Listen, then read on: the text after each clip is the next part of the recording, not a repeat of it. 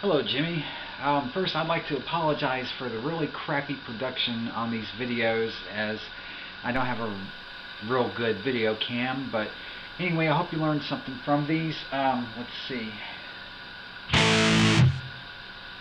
Oh, and by the way, I have to use that as a click track for post-production. Every time you see one of these videos and wonder why I hit a chord before I start talking. Okay, I think I left off, we were talking about the C chord and how you could practice that and how you were having problems with that. This technique, I changed my settings so it's more of a acoustic sound. And that first chord that I played, you heard a dead string. Okay, that's what we're going to touch bases on.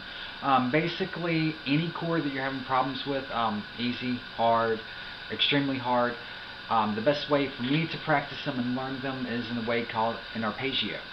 Now, I'm sure you've heard strumming, where someone will play a chord or,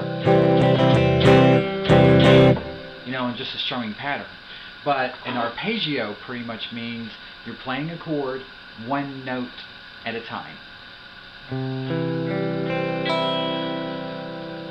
And that's what they call an arpeggio. Fancy name, but that's what they call it. And basically what you can do is, if you want to start like this, is however, finger the chord and play one string at a time. And then go back up.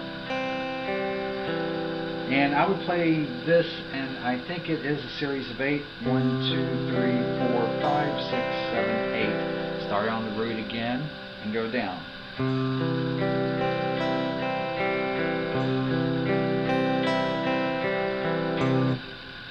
And in that, if I'll just, for example, I'll intentionally screw up the chord, but say you play it and you hear,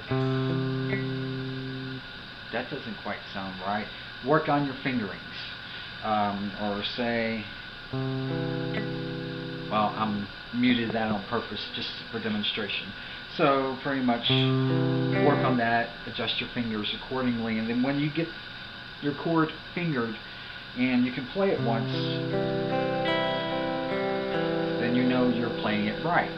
And for practice, I would just suggest, really, for a chord like the C chord or any other chord you're trying to learn, play it and just keep your fingers right there and just play it 8 or 10 times. I'm not going to play it 8 or 10 times, but just keep doing it.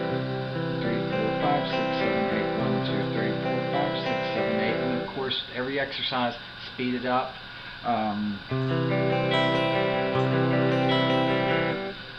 That gives it a different sound.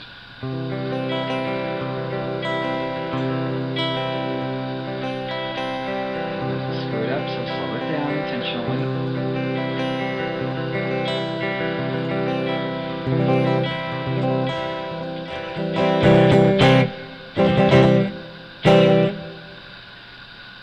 I've got a couple more videos. I'm going to touch bases more on this style of playing chords, and do my post-production work with the audio and the video.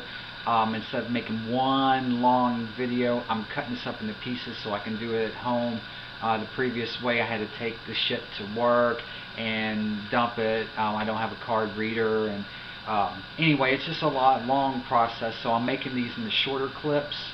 And like I said, sorry about the bad production, but I'm hoping you're learning something. A couple more lessons, I'm going to touch more on this style.